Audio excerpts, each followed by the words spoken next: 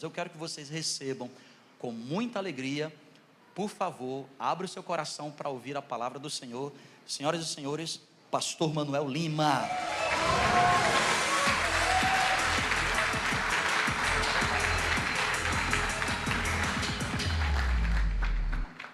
Boa noite a todos vocês. Eu trago saudação do povo nazareno do Brasil. São mais de 175 mil nazarenos espalhados pelos estados, mas a igreja, ela é internacional. Então, enquanto vocês estão tendo o vosso culto aqui, 31 mil igrejas do Nazareno estão reunidas para pregar o Evangelho do Senhor Jesus Cristo. O Japão já amanheceu, eles já vão para o trabalho. São 3 milhões de nazarenos espalhados por 165 países. Então, eu não vou ter tempo de falar os nomes dos 3 milhões, mas acreditem, eles mandam um abraço para você, tá? Eu estou aqui com vocês, alguns estão vendo a primeira vez, mas eu já estou aqui já nos últimos 15 anos, né? Participando desde os primeiros cultos que aqui tivemos em Boa Vista. Nesse período, eu era pastor e superintendente da região e vivia em Manaus. Então foi assim que chegamos até Roraima. E hoje temos a alegria de estar com vocês participando deste momento. Quando eu escrevi para o Jean, eu disse: Jean, eu vou visitar você. Aí deu aquele frio na barriga do Jean, né? Falei, o que eu fiz, né? Mas não se preocupe, eu só quero estar com você. Eu não estou preocupado em vir para pregar. Eu quero estar com você para saber como você e sua família está. Ele é meu filho ministerial. Quando estava no avião, o japonês que estava ao meu lado disse: o que você vai fazer em Boa Vista? Eu disse: eu vou visitar meu filho, que está ministrando a palavra de Deus em Roraima. Então a nossa ligação é muito forte. E quando precisa eu brigo com ele também, tá? Eu estou casado há 43 anos com a minha querida esposa, minha primeira namorada. Já sou pastor há 45 anos. E tenho 5 filhos, os 5 casados, os 5 congregam em igrejas do Nazareno diferentes na região de São Paulo e Manaus, e os 5 servem ao Senhor Jesus Cristo em suas igrejas locais. Hoje nós estamos aqui querendo falar com vocês sobre a importância da família, a importância de você como pai. É claro que a tendência é dizer: bom, a palavra não é para mim hoje, né? É só para os pais. Não. Você faz parte desta palavra. E eu tenho certeza que quando você sair hoje à noite deste lugar, você vai dizer: valeu a pena estar na casa do Pai. Aqui é a casa do Pai. Se é a casa do Pai, é a sua casa. E Ele te recebe hoje com grande alegria, porque você veio para cá hoje, para adorar o nosso Senhor Jesus Cristo. Quero deixar também um versículo para vocês. É na versão transformadora. Salmo 32, versículo 8. É para você. palavra diz o seguinte: o Senhor diz: eu o guiarei pelo melhor caminho para a sua vida, te darei conselhos, cuidarei de você.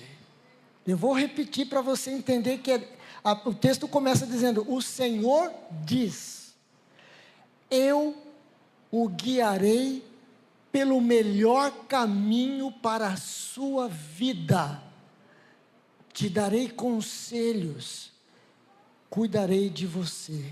Essa é a promessa de Deus para a sua vida. Você não entende algumas coisas que aconteceram, como eu gosto de conhecer a história de cada um, como você foi direcionado para este local de culto, como você está trabalhando, como está a sua família.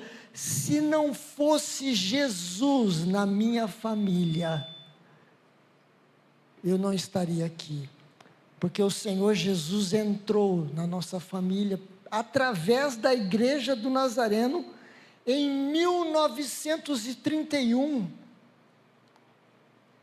meus netos, já são 6ª geração de nazarenos. A Igreja do Nazareno acolheu a minha família de tal forma que eu sou grato para sempre pelo que a igreja fez na nossa vida. E eu tenho certeza que a Igreja do Nazareno em Roraima vai cuidar de você, vai dar conselhos, vai guiar a sua caminhada e vai cuidar da sua vida por muitos e muitos anos. Que Deus possa abençoar a sua vida. O texto que eu vou usar hoje está em 1 Samuel, capítulo 17. Eu não tenho tempo para ministrar aqui tudo que eu gostaria, mas eu quero deixar uma palavra específica para vocês aqui, sobre a necessidade do cuidado do pai na sua casa, a importância de um pai. Eu dou graças a Deus que eu fui criado por um pai muito especial, pastor Lima, e claro que tinha minha mãe, dona Guilhermina. E, na realidade, quem me castigava mais era minha mãe. Eu acho que era um injustiçado na família, sempre sobrava para mim, sempre eu que apanhava em casa lá, né? Meu pai era amoroso, cuidado que ele tinha conosco era muito bom, mas meu pai era reservado. Por quê?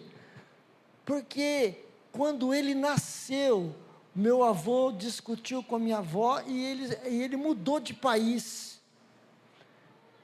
Meu pai só veio a conhecer seu pai aos 21 anos, mas mesmo assim era uma pessoa distante. Então meu pai diz o seguinte: se não fosse Jesus na minha vida, se não fosse a igreja, porque eu vou dizer para vocês uma coisa, caráter a gente traz da família, bom ou mal. A função da igreja é aprimorar a sua vida através da palavra de Deus. Vocês podem perceber que toda vez que alguém vem aqui, sobe, ele sempre cita a palavra de Deus, porque não somos nós, não é minha opinião, é o que Deus quer para as nossas vidas que vale mais. Então esteja sempre aberto para ouvir a palavra do Senhor. 1 Samuel capítulo 17, vai contar uma das histórias mais repetidas em todos os países. É a história de Davi e Golias. Aí você fala, mas essa história eu já conheço. Graças a Deus, é bom, porque isso ajuda, porque de tempo em tempo a gente fala assim, eu preciso vencer esse gigante. Eu preciso encarar de frente esse gigante. O Senhor Deus vai me dar força para vencer essa dificuldade. Mas eu não vim hoje falar sobre esta história de Davi, sobre a sua briga, seu enfrentamento com Golias. Eu vim falar sobre algo interessante, que acontece quase que no final do capítulo 17. Para vocês entenderem, Israel entrou em batalha com os filisteus. Naquela época, eles iam em campo aberto, não tinha drone, não tinha míssil, a briga era mano a mano, tá? Era pancadaria mesmo. E interessante que o rei Saul convocou todos os soldados.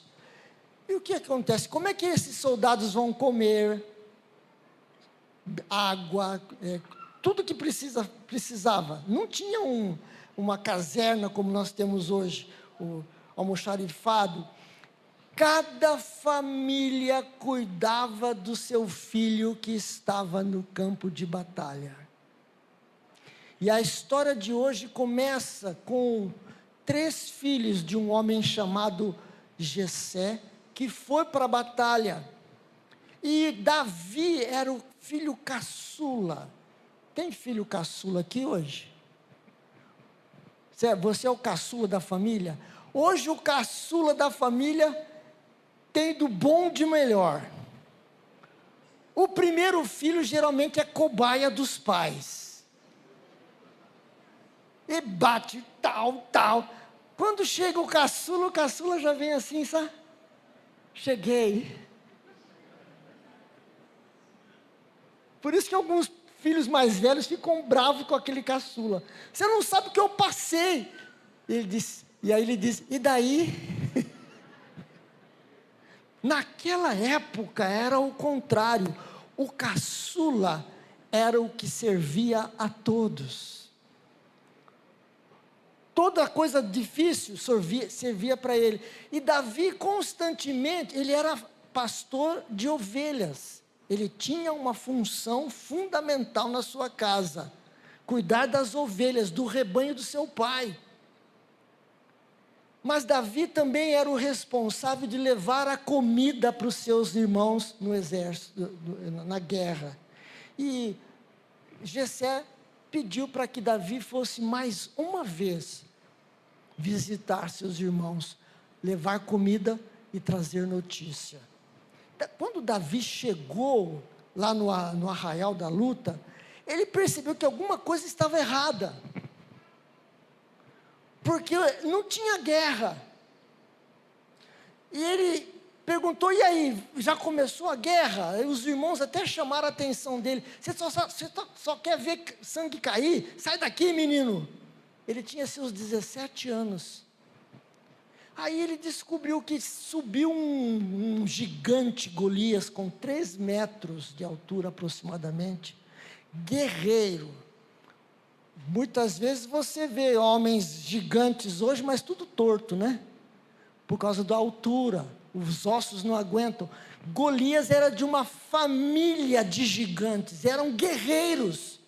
E Golias se levantava e dizia o seguinte: para a gente ir embora mais cedo para casa, vamos fazer o seguinte: apresenta um soldado de vocês, vem para cá, luta comigo, quem ganhar venceu a batalha. Simples. Só que já faziam 40 dias que todo dia Golias fazia mesmo desafio e ninguém aparecia. Ninguém. Quando Davi chega, ele vê isso acontecendo, vê as afrontas que Golias fazia para com o Deus de Israel. Davi ficou indignado. Vocês não vão fazer nada, quebra ele no meio, quebra ele, né? Quebra ele. Aí a notícia chegou para Saul.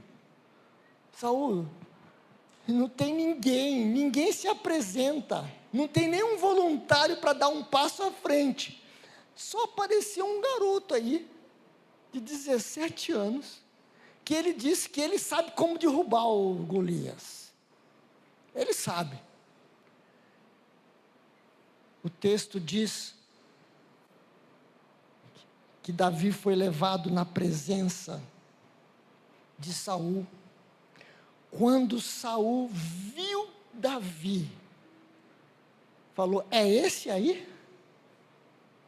Perdido. não é nem soldado, não é nem guerreiro, não tem treinamento para guerra. E Davi disse, meu rei, eu sou pastor de ovelhas. E a palavra de Deus diz que ele disse, eu enfrento leões, eu enfrento o urso, para defender as ovelhas do meu pai. Aqui há algo importante, para você que é filho. A tendência nossa, muitas vezes, é dizer, papai é rico, vou torrar o dinheiro dele. É para isso que eu estou aqui. Não, quero nem saber quanto custou, tem que me dar e ponto final. Aqui nós encontramos Davi, ele poderia ter falado assim, se o leão vem, eu vazei. Mas Davi não. Davi cuidava do patrimônio de seu pai. Davi estava pronto para estar no lugar onde Deus queria que ele estivesse. E aí, é interessante que Saul disse, tá bom, então você vai. Mas, sinceramente, para mim foi uma covardia de Saul. Uma covardia. Mandar um garoto de 17 anos enfrentar um guerreiro de 3 metros. E aí Saul disse, não, leva minha couraça, leva minha couraça. E Davi colocou a couraça, ele falou, isso aí, né? Eu me lembro quando eu era missionário no Amazonas, um ribeirinho estava saindo para fazer uma viagem de canoa, eu disse, leva o colete. Ele disse, não, o colete vai atrapalhar. É incrível as coisas que aconteciam no Amazonas. Davi disse, eu não preciso, eu não vou na força do braço, eu vou na força do meu Deus. E eu quero dizer para você aqui hoje à noite, talvez você esteja enfrentando Golias, situações que você não tem solução. A solução é você colocar a sua vida nas mãos de Deus. A solução é você dizer, Senhor, por favor, vai adiante, cuida da minha vida. Essa semana talvez você tenha que resolver problemas sérios. Você precisa de uma resposta para dar para alguém. Peça para que o anjo do Senhor vá adiante de você e cuide da sua vida e da sua família. Aí, Davi disse, não, eu vou só com o meu cajado. Davi desceu com uma funda, foi até o ribeiro, e pegou quantas pedras? 5 pedras. Certamente sempre tem um pessimista, né? Falei, Davi, o que você vai fazer com essa pedra? Olha o tamanho do guerreiro. Aí Davi deve ter pensado, não, tudo bem, ele é grande? É, então a testa dele é maior ainda. Para errar vai ser difícil. Tudo depende de como você enfrenta seus gigantes. Se você já chega derrotado, você vai ser derrotado. Se você já chega para um concurso dizendo, eu não vou conseguir, você não vai conseguir. Ah, pastor, tem 10.000 candidatos para 1.000 vagas. O que você vai falar? Tudo bem que os 999 que se virem, mas a minha já está garantida. Depende de como você vê as coisas. Davi correu em direção àquele soldado. Se você puder acompanhar, você vai ver o que Deus fez. E Davi tirou, versículo 40, pegou o seu cajado na mão, escolheu 5 pedras lisas do ribeiro e as pôs no alforje do pastor que trazia consigo. Quantas pedras Davi usou para atirar no Golias? E por que ele levou 5? Meu amigo, quando você entra numa batalha, você tem que ter o plano A, plano B, plano C, plano D, plano E. Se você, por acaso, não acertar na primeira, pega a segunda, mas não desiste daquilo que Deus está colocando na sua mão. Não desiste, não seja fraco, diga: Senhor, se o Senhor vai me dar, eu vou lutar até o fim para alcançar a vitória. E aí, quando Golias viu aquele garotinho, ele parou assim, eu uso algumas expressões para você entender, vocês estão de brincadeira comigo, hein? Eu estou querendo lutar e aparece um garoto. Ô garotos, sai daí, vaza, porque eu vou matar você e vou jogar você para as aves e as bestas feras. Aquilo, eu acho que só aquilo que ele fala era para assustar todo mundo. Mas Davi não. Davi confiou, sabia que Deus ia agir. No versículo 45, Davi disse ao filisteu: você vem contra mim com espada, com lança e com escudo. Eu, porém, vou contra você em o nome do Senhor dos exércitos, o Deus dos exércitos de Israel, a quem você afrontou. Davi estava mordido. Ele não estava afim só de acabar com aquele Golias. Aquele Golias tinha afrontado o Deus de Israel. Eu vou pegar você, hoje mesmo, versículo 46, o Senhor entregará você nas minhas mãos. Ele anteveu o que Deus ia fazer, ele anteveu o que Deus ia agir, e hoje mesmo o Senhor entregará você nas minhas mãos. Eu o matarei, cortarei a sua cabeça. Alguém deve falar: ai, ai, ai, está mal da cabeça esse garoto. E hoje mesmo darei os cadáveres do arraial dos filisteus às aves dos céus. E o versículo 47, toda esta multidão saberá que o Senhor salva, não com espada, nem com lança, mas com o poder que vem do alto. É Deus que vai agir, é Deus que vai fazer um milagre acontecer na sua vida. É Deus que vai mostrar o caminho que você deve seguir. E a Bíblia fala aqui que os dois, um correu na direção do outro, né? Se fosse eu ia falar: Golias, fica parado, fica parado. Não, Davi foi em cima, deu a pedrada na testa, talvez na têmpora de Golias, que Golias caiu. E Davi foi lá, pegou a própria espada, não pode usar essa palavra hoje, né? E desviveu Golias.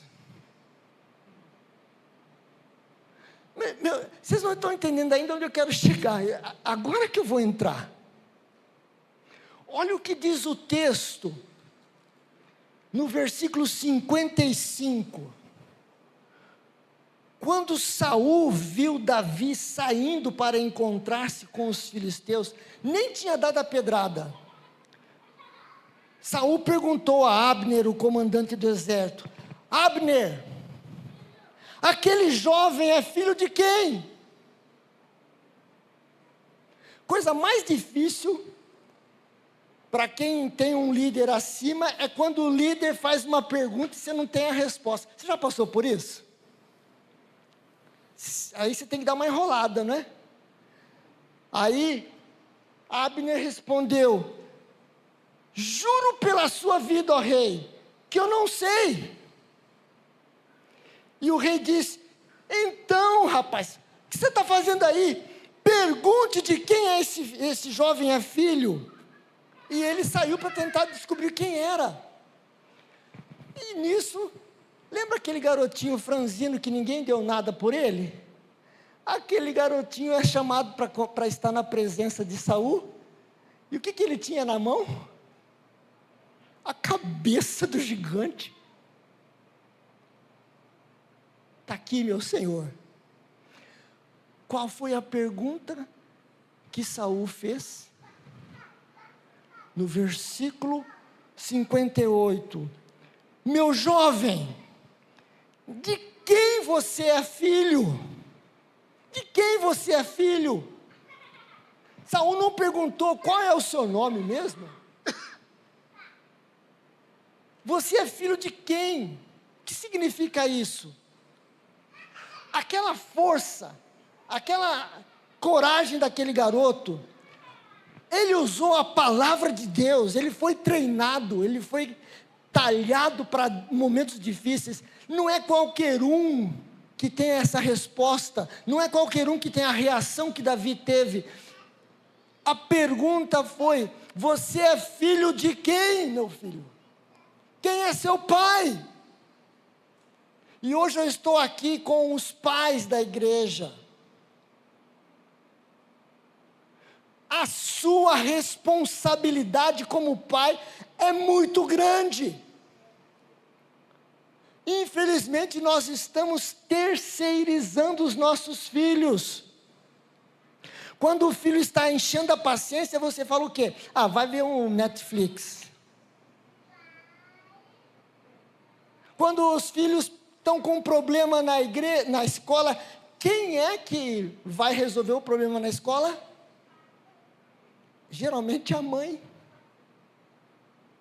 Eu tenho um filho, espero que ele não esteja escutando, não vou falar o nome. Meu filho, tem os seus 10 anos, chega o recado.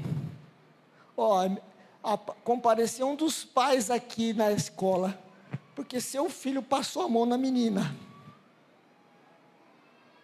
Falei: Lídia, você vai lá? A Lídia disse: eu? Você é o pai? Você é o pastor? É você que vai lá. E eu tive que encarar a diretora lá e resolver a questão. O que eu estou falando para você é que muitas vezes a gente passa para outros a responsabilidade. A mãe que tem que fazer isso, a mãe que tem que estudar, a mãe que tem que... Pais, a presença masculina numa casa faz diferença. Suas palavras têm força. Tudo que você fala, seus filhos estão acompanhando. Por isso é muito importante que você entenda que Deus te chamou, te separou para ser pai, e essa missão você vai levar até o final. Quando Saul fez a pergunta, Davi poderia responder: eu sou Davi, eu treino no jiu-jitsu, eu faço isso, eu atiro fundas há muitos anos. Não, a pergunta foi: você é filho de quem? E Davi respondeu: sou filho do seu servo Jessé, o belemita. Davi deu crédito para o seu pai. Vou dizer para você: você tem dado crédito ao seu pai? Você tem reconhecido que seu pai... Alguns tiveram pais amorosos, alguns tiveram pais rudes. Mas se você hoje é um homem de Deus, alguém cuidou de você e supriu as suas necessidades. E meu desejo que nesta igreja possam levantar homens, como dizia antigamente, com H maiúsculo, homens corajosos, homens que estão preparando seus filhos para a batalha. O que acontece muitas vezes é que nós estamos preparando filhos fracos, sem força, sem influência. Eu sempre falo para os meus filhos: eu estou treinando você para ser líder.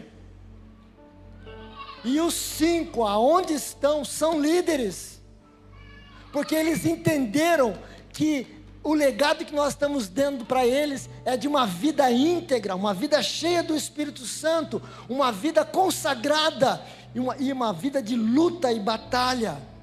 Meu desejo, pais, é que vocês saiam daqui dizendo: pode, Senhor, contar comigo que eu vou cuidar dos meus filhos, vou cuidar dos meus netos, vou cuidar daqueles que o Senhor colocar na minha mão.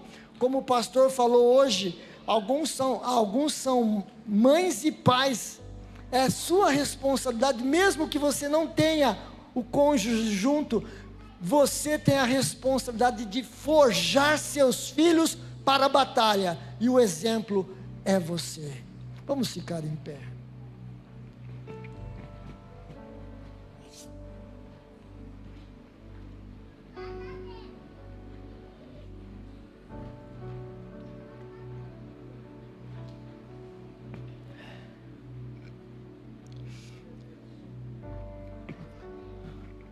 Coisa gostosa foi durante o dia, meus filhos mandando mensagem: Pai, obrigado pelo exemplo de vida que o Senhor é.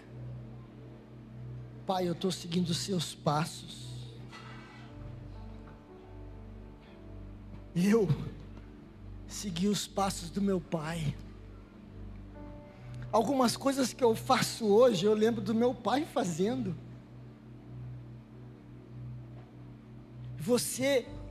Hoje nós estamos vivendo uma época dos influenciadores. Pais, vocês devem ser os maiores influenciadores de seus filhos. Mas não é pela força, você precisa da presença do Espírito Santo na sua vida. Você precisa estar cheio da presença de Deus. Porque chegarão momentos em que seus filhos olharão para você para ver qual é a sua reação. Não estou falando aqui de vencer pela força, mas pela presença de Deus na sua vida. E eu gostaria de chamar os pais aqui à frente, para chegarem perto, para dizer: Senhor, me dá essa força, a força do Espírito Santo na minha vida. A força do Espírito Santo que vai me dar sabedoria para tomar as decisões. O Espírito Santo de Deus está aqui e quer marcar esse encontro com você nesta noite. Se há algo aqui que nós precisamos, é de homens cheios do Espírito Santo, homens que estão com suas vidas consagradas, homens que estão dispostos a cuidar dos seus filhos, e de vê-los crescer, de vê-los voar, mas com a certeza que vocês investiram os melhores anos da sua vida para ajudar seus filhos a viverem uma vida agradável. Filho, você é filho de quem? E Davi disse: eu sou filho de Jessé, teu servo. Eu tenho história. Eu tenho meu coach. Você é coach, sabia disso? Algumas vezes a gente só dá bronca nos filhos. Você tem que sentar com eles, compartilhar seu estilo de vida, compartilhar o que você acredita, compartilhar a sua fé. É sentar mano a mano para conversar. Eu me lembro como meu pai me fazia viajar com ele, e ele conversava comigo durante a viagem. Deus tem um projeto grande para cada pai aqui presente. E o Salmo 128 diz que você vai ver os filhos de seus filhos. Vai ver os filhos dos seus filhos. É o Salmo do vovô. Você vai ver com seus olhos seus filhos crescerem. Você vai ver com seus olhos seus filhos formarem família. Você vai ver com seus olhos seus filhos terem seus próprios filhos. E um dia você vai estar já parado, mas dizendo: valeu a pena investir nos meus filhos. Pai, neste momento, Senhor, eu estendo a mão sobre cada pai aqui presente. Alguns talvez estejam dizendo: pastor, já é tarde. Nunca é tarde para quem crê no poder do Espírito Santo na vida de cada um. Nunca é tarde, nunca é tarde. Deus pode transformar a sua família totalmente. Crê no Senhor Jesus e serás salvo tu e a tua casa. Por isso, Pai, eu peço que o Senhor possa dar uma porção dobrada do Espírito Santo de Deus sobre esses homens que estão aqui dizendo: eu vou fazer a minha parte, mas o Espírito Santo é que vai agir em mim. Senhor, aquele que está machucado, aquele que já perdeu a esperança, renova neste momento a esperança, e que saiam daqui dizendo: eu vou escrever uma nova história para minha família. Nós abençoamos cada homem aqui representado, em o nome do Senhor Jesus, amém. Talvez você não tenha recebido um bom legado de herança, como o pastor Manuel recebeu do seu pai. Talvez sua história seja como a minha. Eu não recebi um bom legado, mas nós podemos romper com o legado que recebemos e construir um legado, uma herança mais forte para os nossos filhos. Eu dizia nos cultos da manhã e da tarde que paternidade é sobre herança, e herança não é somente carro, casa, empresas, negócios, investimentos. A herança que vai marcar a história dos nossos filhos é aquela herança que, quando a gente não estiver mais presente, eles vão se lembrar de nós e vai fazer diferença na vida deles. Então tem 4 coisas que eu gostaria que você lembrasse nessa noite. Se você é um pai, se você é alguém que lidera a sua casa, lembre-se, a maior herança que você pode deixar para os seus filhos é, primeiro, boas memórias. Pode repetir bem forte? Boas memórias. Escute, preste atenção. Seu filho não precisa de mais presente, seu filho precisa de mais presença sua em casa. Lembre-se, não é só sobre provisão. Deus nos chama para ser provedor. Não é só sobre dar dinheiro. Tem coisa que o dinheiro não compra, é a sua presença. E há uma janela de tempo, eles vão crescer, eles vão casar, eles vão constituir família. Há janela de tempo, você vai embora e eles ficarão. Segunda herança que você precisa deixar para os seus filhos: valores, verdade, integridade, princípios do reino. Sabe por quê? São essas coisas que vão fazer diferença. Quando ele for exposto a uma negociação desonesta, ele vai lembrar: epa, não vou fazer isso porque eu aprendi com meu pai. Meu pai deixou um legado para mim. Terceira herança que você pode deixar para os seus filhos, além de memória, além de valores, presta atenção, é fé. Fala bem forte. Fé. Assim como a fé de Paulo primeiro habitou na mãe dele, Eunice, e antes disso na sua avó Lloyd, nós também temos a responsabilidade. Eu não recebi um legado de fé, mas eu e minha família resolvemos nos unir em fé em Cristo Jesus, porque Ele me alcançou. E se Ele me alcançou, agora eu tenho uma responsabilidade de deixar um legado para as minhas filhas, a Sara e a Esther, para os meus futuros netos e para os meus tataranetos. E assim nós precisamos construir em Cristo. E acima de tudo, eu finalizo nessa noite te dizendo: o maior legado que um pai pode deixar para os seus filhos, e aqui quando eu não me dirijo só aos homens, porque como o pastor Manuel disse aqui, há muitas mães que foram como a minha. Eu não tive um pai presente, minha mãe teve que ser pai e mãe. Hoje eu liguei para a mamãe e falei assim: mãe, feliz dia dos pais. Porque toda mãe é um pouco pai, embora nem todo pai seja um pouco mãe. E o quarto maior legado é exemplo. Fala bem forte. Escute, presta atenção aqui, ó. Seus filhos estão observando o que você faz. Seus filhos observam como você trata o garçom no restaurante. Seus filhos observam como você trata as pessoas que se conectam com você, que não podem fazer nada por você. Às vezes você estende um tapete vermelho para quem pode te abençoar, mas você recolhe o tapete até marrom para quem não pode fazer nada da sua vida. Seus filhos estão observando. Seus filhos observam quando sua esposa lhe alfineta e você tem que responder. Seus filhos observam como você cuida do seu dinheiro. Seus filhos observam. Porque você diz para ele assim: não, papai é rico, mas você só vive liso. Aí os filhos pensam assim: tem alguma coisa errada, eu não quero entender isso. Seus filhos estão observando. Repete comigo, os pais, digam assim: meus filhos estão vendo o meu exemplo. E eu oro para que Deus possa nesse dia fazer com que nós aqui não sejamos Davis, mas sejamos como Jessé, que constrói um bom legado.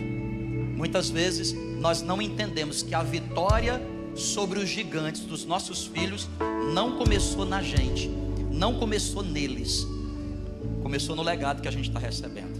Amém? Quem gostaria nessa noite, pai ou mãe, de deixar um grande legado para os seus filhos? Levante a sua mão bem alta assim aos céus.